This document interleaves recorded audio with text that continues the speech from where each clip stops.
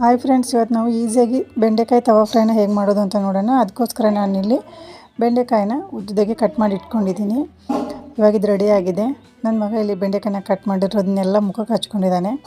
ನಂತರ ನಾವಿಲ್ಲಿ ಒಂದು ತವಾನ ಬಿಸಿಗೆ ಇಟ್ಕೊಂಡು ಹೆಚ್ಚಿರೋ ಬೆಂಡೆಕಾಯಿನ ಹಾಕ್ಕೊಂಡು ಸ್ವಲ್ಪ ಎಣ್ಣೆ ಹಾಕ್ಕೊಂಡು ಫ್ರೈ ಮಾಡ್ಕೊಳ್ಳಿ. ಲೋಳೆ ಅಂಶ ಎಲ್ಲ ಹೋಗಬೇಕು, ಅಲ್ಲಿವರೆಗೂ ಫ್ರೈ ಮಾಡಿಕೊಂಡು ಒಂದು ತಟ್ಟೆಗೆ ತೆಗೆದು ಇಟ್ಕೊಳ್ಳಿ. ಇವಾಗ ನಾವು ಅದೇ ಹಂಚಿಗೆ ಸ್ವಲ್ಪ ಎಣ್ಣೆ ಹಾಕಿಬಿಟ್ಟು ಜೀರಿಗೆ ಸಾಸಿವೆ ಹಾಕಿ ಚಟಪಟ ಆದಮೇಲೆ ಈರುಳ್ಳಿ, ಟೊಮ್ಯಾಟೊ ಹಾಗೆ ಕರಿಬೇವನ್ನು ಹಾಕಿ ಸ್ವಲ್ಪ ಹಸಿ ಎಲ್ಲನ ಹಾಕಿ ಫ್ರೈ ಮಾಡ್ಕೊಳ್ಳಿ. ಫ್ರೈ ಮಾಡೋ ಮುಂದೆ ನಾನು ಉಪ್ಪು ಹಾಕಿದ್ದೀನಿ. ಉಪ್ಪು ಹಾಕಿದ್ದು ಸ್ಕಿಪ್ ಆಗಿದೆ ಫ್ರೆಂಡ್ಸ್.